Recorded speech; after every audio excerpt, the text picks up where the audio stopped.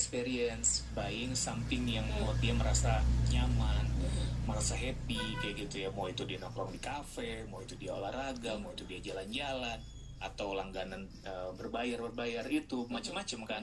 Jadi kalau gue melihat anak Gen Z itu memandang uang hanya sebatas kesenangan aja gitu. Jadi mereka akhirnya tidak melihat itu sebagai sesuatu yang harus dikelola gitu, karena yang penting gue senang, gue spending terus, yang penting gue senang gitu. Padahal kalau yang benar itu, uang itu adalah ibarat tenaga kalau menurut gue. Jadi kalau lu ibaratkan uang adalah sebuah tenaga, nggak mungkin lu habiskan semuanya. Ketika lu nggak punya tenaga, apa yang terjadi? Lemes lo, mati gitu kan, selesai.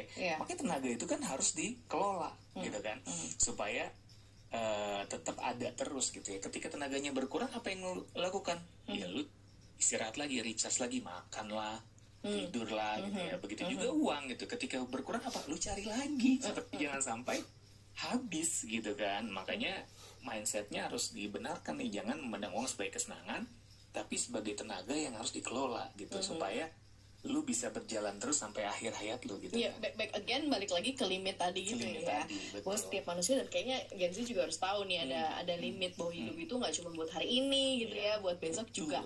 Nah, karena mungkin eranya yang digital, terus kemudian kemajuan teknologi, bisa nggak sih ini justru malah menghelp mereka, membantu mereka gitu?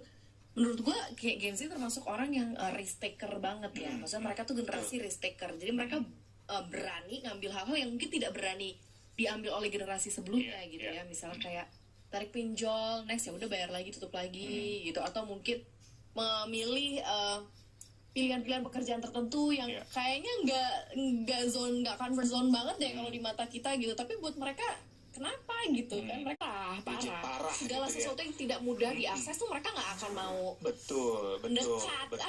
Susah. Dan sekarang ini untuk perjalanan keuangan itu eranya adalah era digital gitu ya. Mau lu nabung udah pasti sekarang digital, bank banyak.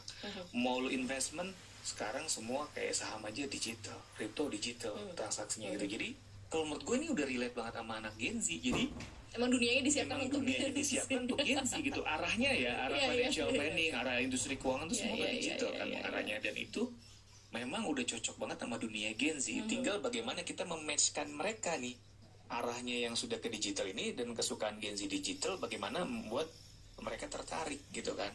Dan ini ternyata sangat mudah loh, karena kan anak Gen Z itu kan nggak mau ribet ya. Lo mau invest saham, gue males ke cabang buka rekening segala macem. Padahal dari handphone sekarang udah bisa gitu kan. Dan lu mau nabung gitu ya, harus ke tabang bank. Sekarang buka rekening bank dari handphone bisa kayak gitu kan. Beli asuransi dari handphone bisa gitu.